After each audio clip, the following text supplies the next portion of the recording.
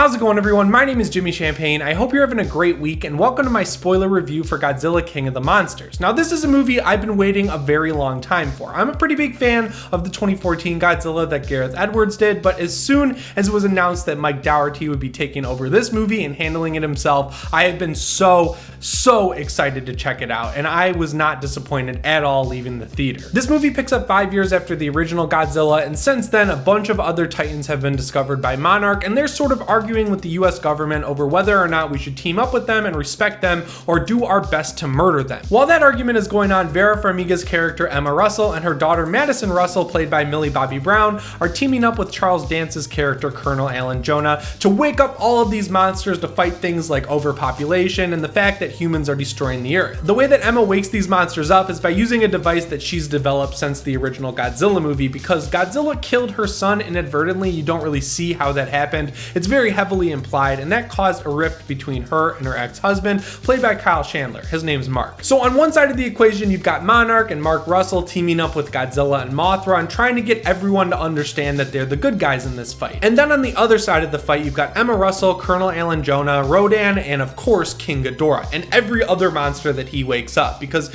King Ghidorah is so big and so powerful that he's able to command all of the other monsters all around the world. And very thematic with the movie, the critics who went and saw it earlier kind of split down the middle if you haven't seen the Rotten Tomatoes yet. It's basically a 50-50 split between people who wanted that 2014 Godzilla style movie where the human plotline is very integral and very well thought out and well shot, kind of like more film-like. And then on the other side of the fence there, you've got people who just want to see the big monsters fight. And I'm definitely on that side of the fence. I'm just going to get this out of the way now. The human plotline in Godzilla King of the Monsters is totally one-dimensional. It's really basically written so that the monsters always have a reason to be in one place at the same time so they can beat the shit out of each other. And that's exactly what I wanted to see. From the very beginning, I've been hoping that all this movie's really going to be is Godzilla coming out of the ocean, beating the crap out of King Ghidorah, teaming up with Mothra to do so, and also fighting Rodan and whatever other monster comes alive. And that's exactly what it is, and it's visually stunning. It's absolutely gorgeous. The fight choreography between the monsters is totally awesome. It's just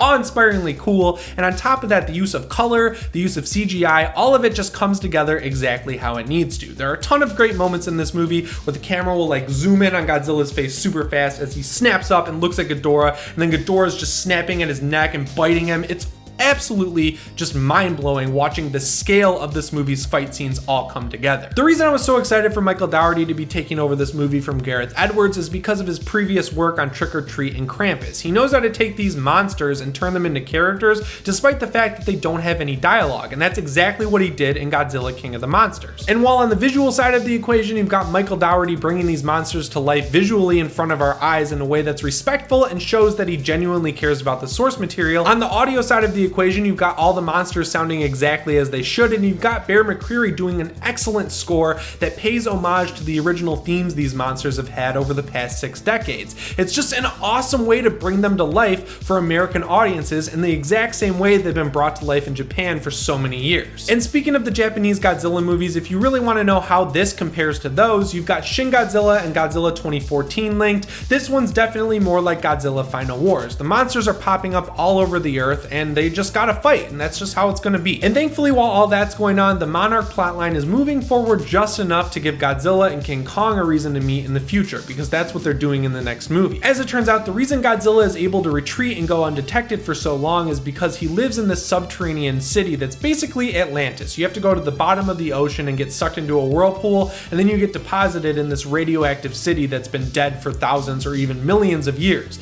It's also very radioactive, so when Godzilla gets hurt, he retreats there and he kind of just rests, charging up his radioactive body. Monarch is able to find this place after an oxygen bomb is dropped on Godzilla and it almost kills him. So they follow him back there in a submarine, and then they decide to bring him a nuclear warhead, which is a great conclusion for Ken Watanabe's character's story. He's been in all 3 MonsterVerse movies to some degree, and this was just a cool way to have this character who's watched over Godzilla and been preaching that we need to team up with him for decades, get his final goodbye with the character by bringing him a nuclear warhead that's going to charge him up and help him go kick Ghidorah's ass. That was a great resolution for the only human character I care about in this entire franchise. Godzilla King of the Monsters is a summer action blockbuster on an epic scale. It's visually stunning, the score is great, and it really understands why a lot of people like to watch these movies. The human plotline could use a lot of work, but if they're really going to tip the scale one way or the other and not be able to find a healthy balance, I'd really prefer they stick to the monster story because that's what works, as proven by this movie and as proven by Kong Skull Island. And just to make this clear, there's absolutely nothing wrong with being the type of person who prefers a movie more like Godzilla 2014 or Shin Godzilla than something like Final Wars or King of the Monsters. There's a Godzilla movie for everyone out there, and if you want to find one for yourself, I did a video a couple weeks ago recommending 5 movies to watch before or after King of the Monsters. I highly recommend you check it out. Anyway guys, that's what I thought of Godzilla King of the Monsters. I had a great time checking it out with my friend Griffin from Men vs. Movies tonight, and I cannot wait to go see it again this weekend.